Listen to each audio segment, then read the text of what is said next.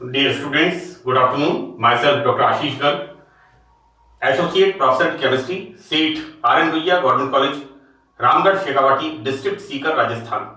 बच्चों, BSc part first में first paper inorganic chemistry हमने टॉपिक स्टार्ट किया है ionic solids and ionic bonds.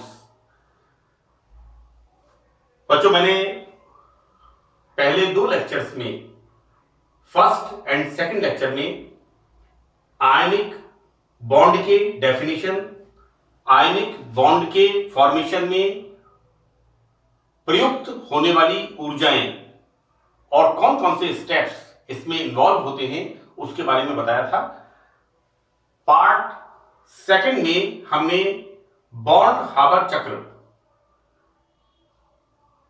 के बारे में विस्तार से हमने पढ़ा था और हमने देखा था कि बॉन्ड हाबर चक्र एक थर्मोडायनेमिक साइकिल है और आयनिक बॉन्ड में प्रयुक्त होने वाली ऊर्जाओं के बीच में पांच तरह की ऊर्जाओं की हमने बात की थी। एस आई डी जो ऊर्जा हम देते हैं, एस का मतलब ऊर्ध्वपातन ऊर्जा, हीट ऑफ सब्लिमेशन। आई का मतलब आयनाइजेशन एनर्जी, आयनन ऊर्जा, जो एक इलेक्ट्रॉन निकालने के लिए एक इलेक्ट्रॉन से मतलब है इलेक्ट्रॉन निकालने के लिए प्रयुक्त होती है आयनन ऊर्जा।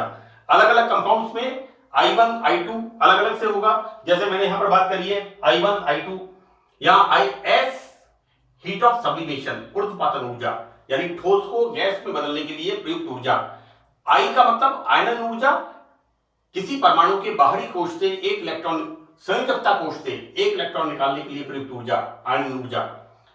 डी का मतलब वियोजन ऊर्जा, डिसोसिएशन एनर्जी, अधातु मॉलिक्यूल को नॉन वॉटर मॉलिक्यूल को एटम में बदलने के लिए प्रयुक्त ऊर्जा, right. Heat of dissociation, D. और हमने देखा था बच्चों E and you. E is the electron affinity and you is the lattice energy, जालक ऊर्जा। इन पांच ऊर्जाओं के बीच में बॉन्ड हाबर चक्र एक संबंध स्थापित करता है। और बच्चों, हमने बॉन्ड हाबर चक्र में यह देखा था कि किस प्रकार से हम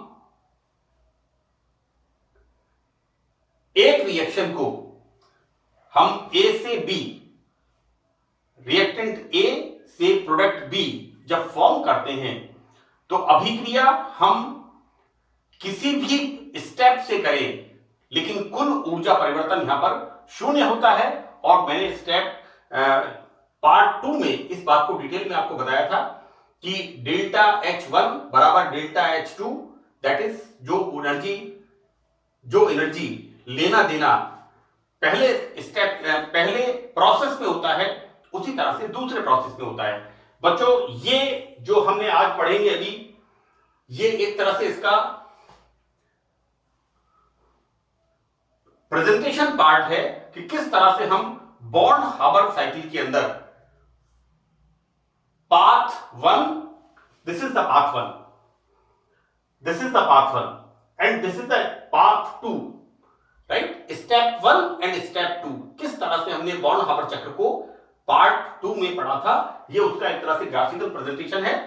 हम देखते क्या है बच्चों, मैंने आपको बताया था we start from this step, right. यहां पर बच्चों देखिए क्या हो रहा है, सोडियम सॉलिड एंड आधा मोल हमने Cl2 गैस लिया था, हमें बनाना है NaCl और Cl2 इज द मॉलिक्यूल।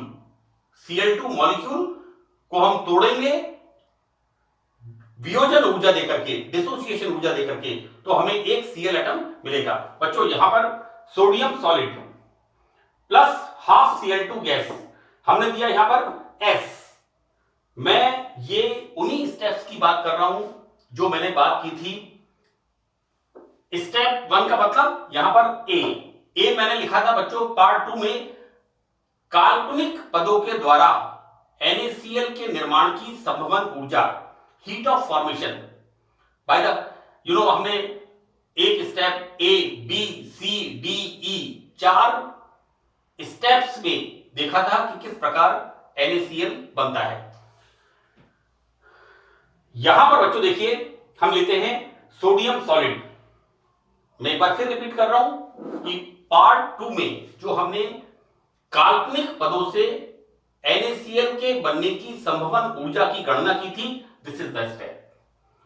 और इसी के पार्ट बी के अंदर जो ए था, this is the A and this is B. B के अंदर हमने क्या देखा था कि हम सोडियम और आधा मोल क्लोरीन गैस को एक बंद बर्तन में, बंद रिटार्ड में क्रिया कराते हैं। रिएक्शन यहां पर होती है exothermic. You know here minus Q is the बाहर ऊर्जा निकलती है। माइनस का मतलब ऊर्जा बाहर निकलती है, क्यू का मतलब यहां पर हीट ऑफ फॉर्मेशन, संभावित ऊर्जा जो बाहर निकलती है। हम देखते क्या है बच्चों, यहां पर पहले स्टेप में sodium solid plus half Cl2 gas. यहां पर सबसे पहले मैंने आपको ए पद में, ए स्टेप में बताया था कि हम यहां पर इसको ऊर्ध्वपातन ऊर्जा देकर के सॉलिड को गैस में कन्वर्ट करते हैं।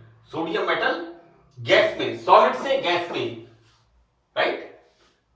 सॉलिड से गैस में कन्वर्जन मतलब ऊर्ध्वपातन ऊर्जा, heat of sublimation.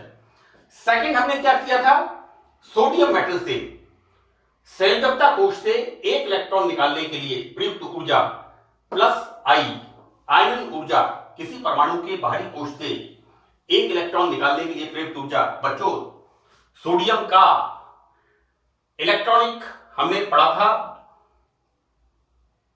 2 8 1।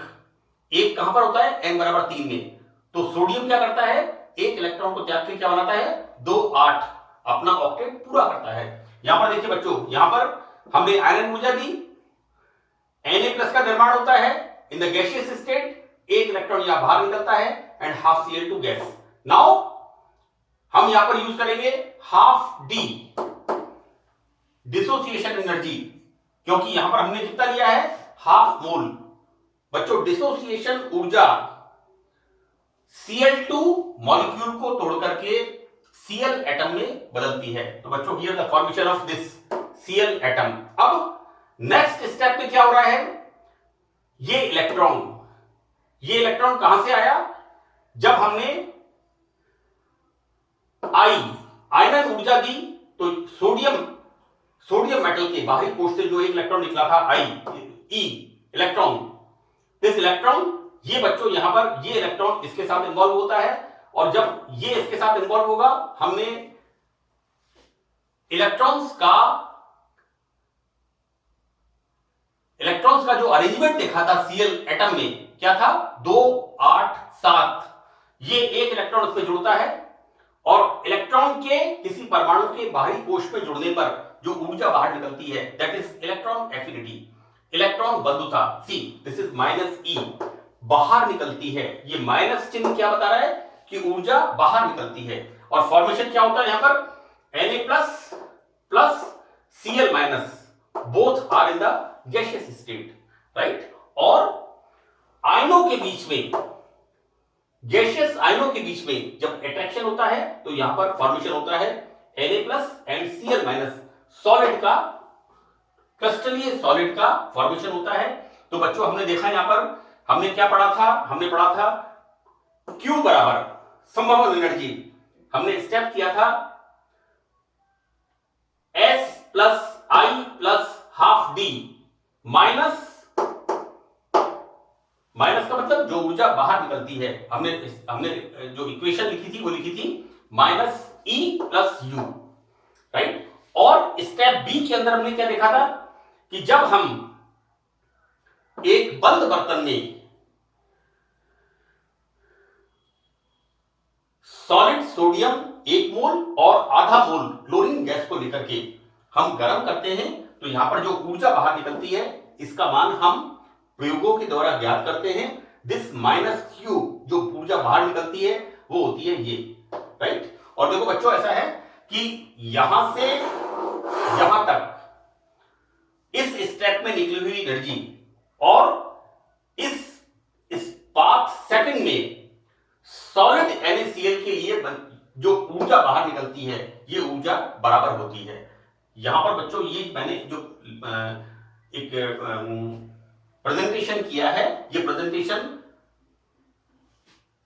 Step A and step B काल्पनिक पदों के द्वारा, ये मैंने लिखा था पार्ट 2 के अंदर, काल्पनिक पदों के द्वारा NaCl के निर्माण की संभवन ऊर्जा, और ये मैंने लिखा था बच्चों प्रयोगों द्वारा, स्टेप बी प्रयोगों द्वारा NaCl की जो ऊर्जा बाहर निकलती है -Q। तो बच्चों यहां पर पाथ 1 बराबर पाथ 2, और हमने इसको लिखा था डेल्टा H1 बराबर डेल्टा H2, राइट। तो ये ऊर्जा बराबर होती है, and this is the presentation of born-harbour cycle. Now born-harbour चक्र के अनुप्रयोग, एप्लीकेशंस इसके क्या क्या हैं। तो बच्चों पहला एप्लीकेशन, यहां पर फर्स्ट एप्लीकेशन है लैटिस एनर्जी, जालक ऊर्जा और इलेक्ट्रॉन बंधुता ज्ञात करना, राइट। देखो बेटा, जालक ऊर्जा हमने किसको कहा है कि जब धनायन और ऋणायन के आकर्षण के फलस्वरूप जो एनर्जी निकलती है और क्रिस्टल का निर्माण होता है, धनायन और ऋणायन गैसियस स्टेट से एक सॉलिड क्रिस्टल का, ठोस क्रिस्टल का निर्माण करते हैं, इसे हमने कहा था लैटिस एनर्जी। तो एक तो ये, और एक कि किसी ऋणायन में बाहरी कोश में एक इलेक्ट्रॉन जुड़ने पर जो ऊर्जा बाहर निकलती है, दैट इज इलेक्ट्रॉन एफिनिटी। तो बच्चों बॉर्न-हार्बर चक्र का पहला एप्लीकेशन जालक ऊर्जा व इलेक्ट्रॉन बंधुता ज्ञात करना। देखो बच्चों यहां पर इस चक्र में Q, this is the Q, हम यहां पर Q का मान ज्ञात कर सकते हैं। SID के मान, S का मतलब ऊर्ध्वपातन ऊर्जा, I का मतलब आयनन ऊर्जा, और D is the dissociation energy के मान परिशुद्धता से ज्ञात कर सकते हैं। और यहां पर दो वैल्यू बचती हैं, एक तो E और एक U। अब E क्या है यहां पर बच्चों, इलेक्ट्रॉन एफिनिटी, और U क्या है, जालक ऊर्जा। हमें ज्ञात क्या करना है, lattice energy and electron affinity के बारे में। हमें अगर इन दो ऊर्जाओं में से इलेक्ट्रॉन बंधुता E और जालक ऊर्जा U, लैटिस एनर्जी में से किसी एक का मान ज्ञात होने पर दूसरी ऊर्जा का मान हम आसानी से ज्ञात कर सकते हैं। देखो बच्चों यहां पर क्या है, हमने फॉर एग्जांपल लिया है कि हेलोजन की इलेक्ट्रॉन एफिनिटी ये रिपोर्टेड है, ये बहुत लंबे समय पहले से ये चीज रिपोर्टेड है कि fluorine, chlorine, bromine and iodine, right, इनके जो वैलेंस शेल होता है उसमें 7 इलेक्ट्रॉन्स होते हैं, और इनमें जब एक इलेक्ट्रॉन जुड़ता है तो जो ऊर्जा बाहर निकलती है, इनका ऑक्टेट कंप्लीट होता है, दैट इज इलेक्ट्रॉन एफिनिटी। तो बच्चों यहां पर हेलोजन की इलेक्ट्रॉन एफिनिटी का मान प्रयोगों से सही ज्ञात कर सकते हैं, राइट, यानी हमें E का मान पता लग जाएगा।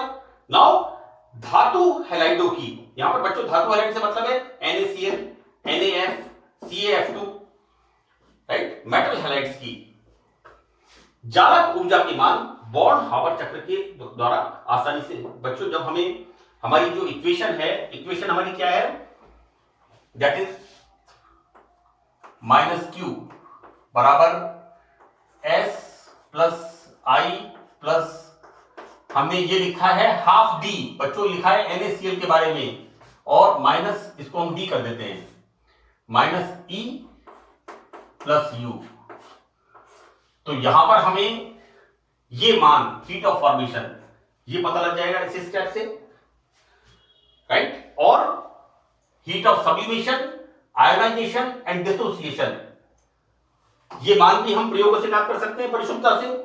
बचता है कौन सा इसके अंदर, इलेक्ट्रॉन एफिनिटी। तो जितने भी हैलोजन है, इन हैलोजन की इलेक्ट्रॉन एफिनिटी रिपोर्टेड है, ऑलरेडी ज्ञात है, हम प्रयोगों से पता कर सकते हैं। तो बात बनता है, लास्ट बचता है लैटिस एनर्जी। इस मान को, क्योंकि हमें Q का मान पता है, S का मान पता है, I का मान पता है, D का मान पता है, और E का मान भी पता है, तो U का मान हम कैलकुलेट कर लेते हैं। So this is the application of born-harbour cycle कि किसी भी आयनिक यौगिक के बनने पर लेटिस एनर्जी किसी भी मेटल हैलाइड के लेटिस एनर्जी के मान बॉर्न-हावर चक्र से हम आसानी से गणना कर सकते हैं। तो this is the first application, पहला अनुप्रयोग। नाउ सेकंड वन, प्रोटॉन बंधुता। बच्चों ऐसा है, जैसे हमने बात करी इलेक्ट्रॉन एफिनिटी की, कि किसी परमाणु के बाहरी कोश में एक इलेक्ट्रॉन जुड़ने पर जो ऊर्जा बाहर निकलती है उसे हम कहते हैं इलेक्ट्रॉन एफिनिटी। यहां पर किसी ऋणायन की प्रोटॉन एफिनिटी वह ऊर्जा है जो एक मोल गैसीय ऋणायन के एक मोल प्रोटॉन के साथ संयुक्त होने पर मुक्त होती है। इसको हम इस तरह से बता दें कि H+ जब किसी X- हैलोजन के साथ जुड़ता है तो क्या बनता है, HX, राइट। तो यहां पर बच्चों जो ऊर्जा बाहर निकलती है उस ऊर्जा को हम यहां पर लेटिस एनर्जी नहीं कहकर के बोलेंगे। बच्चों देखो, धनायन और ऋणायन इनके ऑपरेशन के फलस्वरूप यहां पर क्या है, धनायन कौन सा है, प्रोटॉन, राइट। तो यहां पर इसको लेटिस एनर्जी नहीं बोल के हम बोलेंगे प्रोटॉन एफिनिटी। Pa का मतलब प्रोटॉन एफिनिटी। हम देखो बच्चों यहां देखते हैं हाइड्रोजन गैस, हेलोजन गैस। सबसे पहले हम आयनन ऊर्जा देते हैं तो हाइड्रोजन एक इलेक्ट्रॉन त्याग करके बनाता है H+ और ये एक इलेक्ट्रॉन बाहर निकलता है और ये X gas, right. Second step में क्या हो रहा है, यहां पर मैंने इसको इस तरह से एक प्रेजेंटेशन बनाया है कि प्रोटॉन एफिनिटी की हम किस प्रकार से गणना करेंगे, प्रोटॉन एफिनिटी ज्ञात करना। तो बच्चों यहां पर ये इलेक्ट्रॉन जब किसी हेलोजन के साथ जुड़ता है और ऑक्टेट कंप्लीट करता है तो जब इलेक्ट्रॉन जुड़ेगा तो ऊर्जा बाहर निकलेगी, इलेक्ट्रॉन एफिनिटी -E ऊर्जा बाहर निकलती है। तो बच्चों यहां फॉर्मेशन होगा H+ और एक इलेक्ट्रॉन हेलोजन के साथ जुड़ने पर बनेगा X- in the gaseous state, right. तो ऊर्जा बाहर निकलेगी, इलेक्ट्रॉन एफिनिटी। और बच्चों यहां पर ये प्रोटॉन जब किसी ऋणायन के साथ बॉन्ड बनाएगा तो यहां पर एनर्जी बाहर निकलेगी, प्रोटॉन एफिनिटी। यहां पर कौन सी ऊर्जा बाहर निकल रही थी बच्चों, लेटिस एनर्जी। ये दोनों आयन गैसियस स्टेट से एक सॉलिड क्रिस्टल का निर्माण कर रहे थे, जबकि यहां पर ये जो कंपाउंड बन रहा है this is the gaseous state, right. तो बच्चों यहां पर I, E and Pa proton affinity, इसका मान हमें ज्ञात है। अब एक मान बचता है यहां पर, तो देखो बेटा ये जो HX है हाइड्रोजन का हेलोजन के साथ कंपाउंड, आयनिक कंपाउंड, इस बॉन्ड को जब हम तोड़ते हैं तो यहां पर हम ऊर्जा देते हैं वियोजन ऊर्जा। इसका भी मान हमें ज्ञात है। बच्चों मैंने ये लिख दिया यहां पर, I इज द आयनन energy, E is the electron affinity, Pa is the proton affinity and D क्या है, HX is the ionic compound in the gaseous state. इसको डिसोसिएट करने के लिए, वियोजित करने के लिए, तो बच्चों यहां पर D है HX की वियोजन ऊर्जा। तो हेंस के नियम से क्या देखते हैं, -D। बच्चों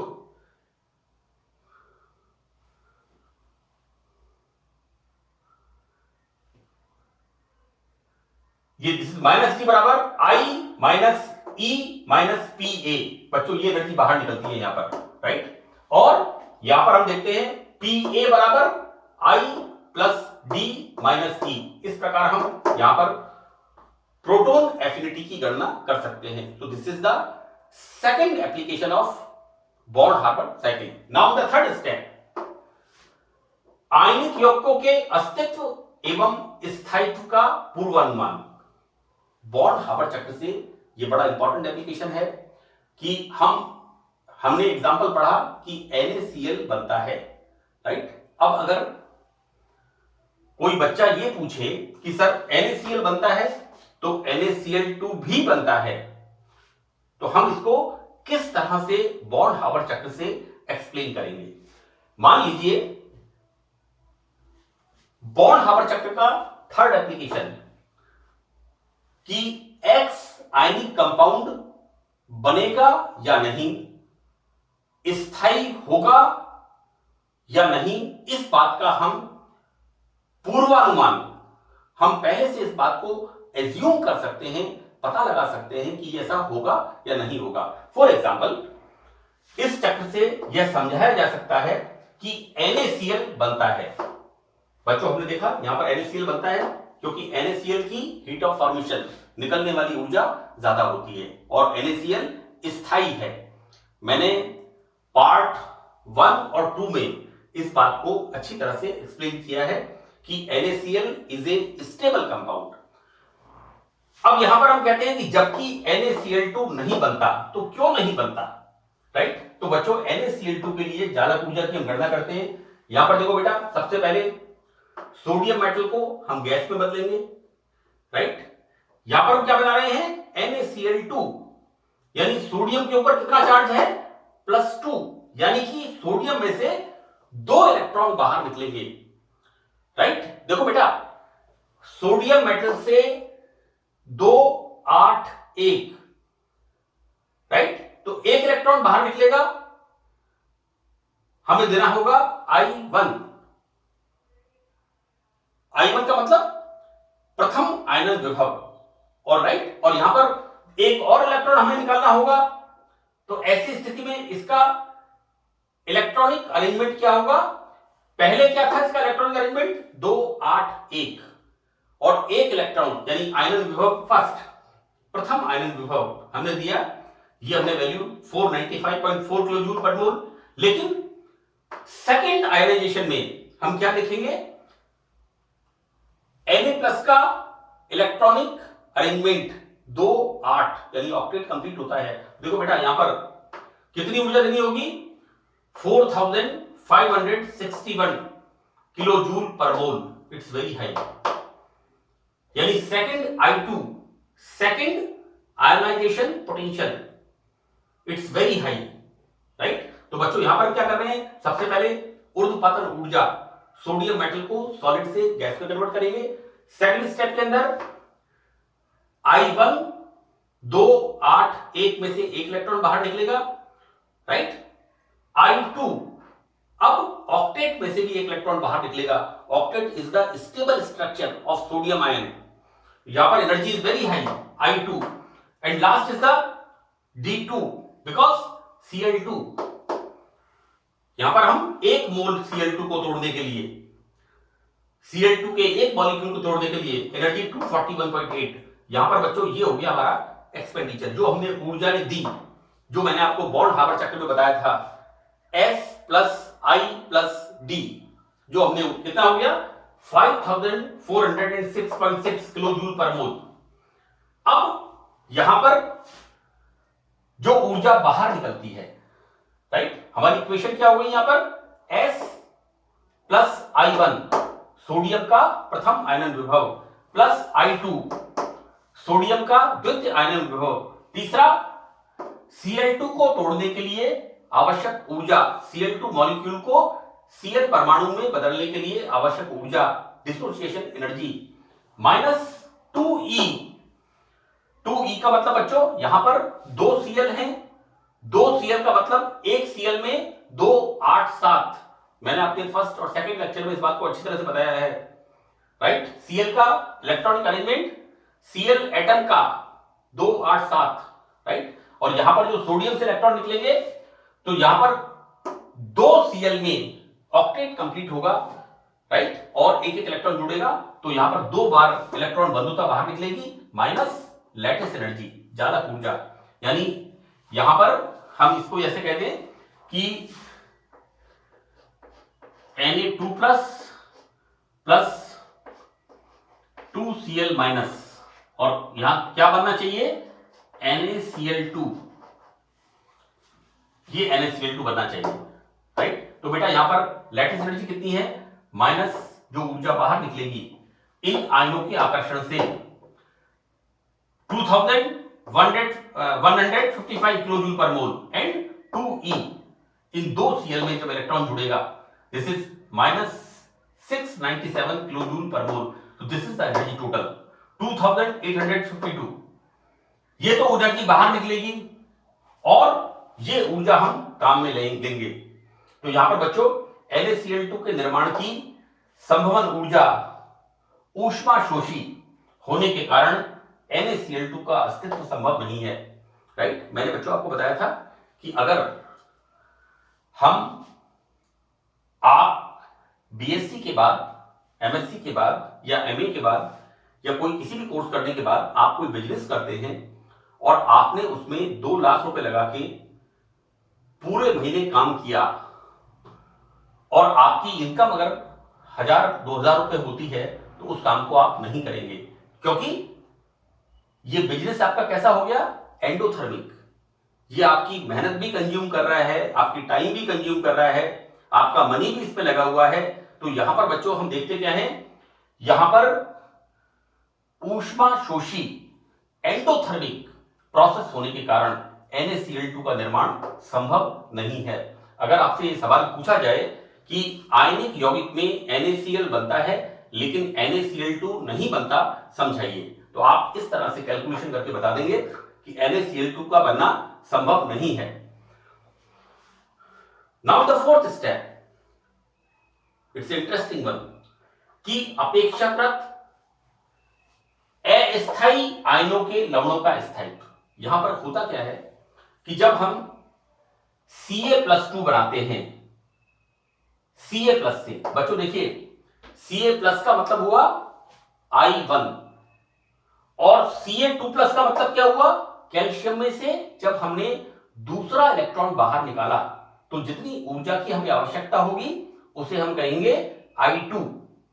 ये बनेगा I1 प्रथम आयनन विभव। बच्चों कैल्शियम एटॉमिक नंबर 22, राइट, हम क्या पढ़ते हैं, इसको हम पढ़ेंगे 2882, राइट, एटॉमिक नंबर 20, 2882। और कैल्शियम में जब Ca+ बनेगा तो कितना हो गया, I1 19 इलेक्ट्रॉन, +2 का मतलब 1 इलेक्ट्रॉन और बाहर निकलेगा और क्या हो जाएगा यहां पर, इनर्ट गैस, राइट। Ca2+ का मतलब अक्रिय गैस संरचना, कौन सी वाली, आर्गन की जो स्ट्रक्चर होती है। तो बच्चों Ca2+ के निर्माण में, Ca+ के निर्माण से 1145 kilojoule per mole, this is the second IP। बच्चों 1 इलेक्ट्रॉन बाहर निकलेगा कैल्शियम में से, प्रथम आयनन विभव, और 1 इलेक्ट्रॉन निकालने के बाद जब दूसरा इलेक्ट्रॉन कैल्शियम में से बाहर निकलेगा तो बच्चों सेकेंड IP का मान कितना है, 1145, 1145 किलोजूल पर मोल, राइट। अधिक ऊर्जा की आवश्यकता होती है, अतः Ca+ की अपेक्षा Ca2+ आयन अस्थायी होता है। ये बात हम कब कर रहे हैं, आयनन ऊर्जा को देख करके। लेकिन CaF2 बनता है और यहां पर Ca+ के लिए आयनन ऊर्जा का मान कम होते हुए भी CaF नहीं बनता, इट इज अनस्टेबल, राइट। तो बच्चों हम बॉन्ड हावर्ड साइकिल से इस बात का पता लगा सकते हैं कि ऐसे आयन्स जो कंपैरेटिवली अनस्टेबल हैं लेकिन उनसे बने हुए यौगिक अधिक स्थायी होते हैं। तो अब बच्चों इसका रीजन क्या है, देखो बेटा, जब हम CaF की बात करते हैं तो CaF के बनने पर ऊर्जा कितनी निकलती है, -260 किलोजूल पर मोल। लेकिन CaF2 के बनने पर Q का मान कितना होता है, -1243, 1243 किलोजूल पर मोल।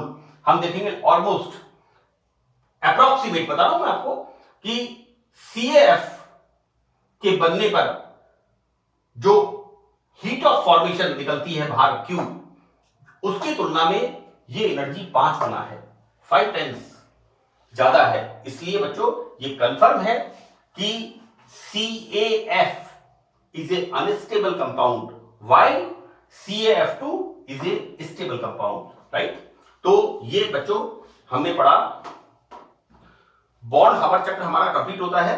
और मैं आपको बता दूं बच्चों कि बॉन्ड हावर चक्र एवरी ईयर ऑलमोस्ट, मुझे नहीं लगता कि कोई साल ऐसा होगा जिसमें बॉन्ड हावर चक्र का जिक्र नहीं आया हो क्वेश्चन पेपर के अंदर। और मैंने बॉन्ड हावर चक्र को कंप्लीट कि बॉन्ड हावर चक्र क्या है आपको लिखना है। बॉन्ड हावर चक्र इज ए थर्मोडायनेमिक साइकिल, एक ऊष्मागतिक चक्र है जो कि आयनिक यौगिक के बनने की विभिन्न ऊर्जाएं, आप स्टार्ट कर दो, S ऊर्ध्वपातन ऊर्जा, I आयनन ऊर्जा, D वियोजन ऊर्जा, E electron affinity and U जालक ऊर्जा में एक संबंध स्थापित करता है।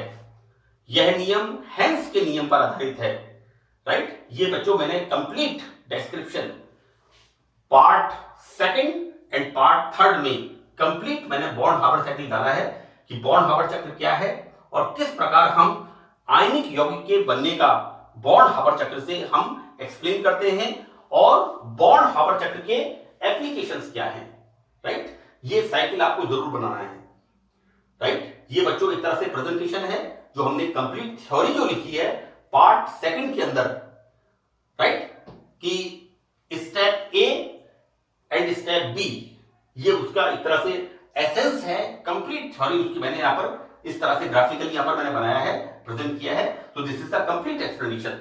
बच्चों इस क्वेश्चन को या तो शॉर्ट नोट के फॉर्म में पूछते हैं या फिर 6.5 मार्क्स का डेस्क्रिप्टिव फॉर्म में पूछते हैं। मैं पीडीडीयू की बात कर रहा हूं। और अगर हम इसको बात करते हैं बीकानेर यूनिवर्सिटी की, राइट, तो वहां पर क्वेश्चन पेपर 45 नंबर का आता है, राइट, और मेरे ख्याल से शायद 5 नंबर का सवाल होता है, तो अप्रॉक्सीमेट 9 मार्क्स का सवाल होता है। तो ये डिपेंड करेगा। लेकिन जो मैंने बॉन्ड हावर चक्र के बारे में part second and part third में एक्सप्लेन किया है, ये सफिशिएंट मैटर है। मुझे उम्मीद है कि आपको ये अच्छी तरह से समझ में आएगा। So that's all in this lecture. Thank you.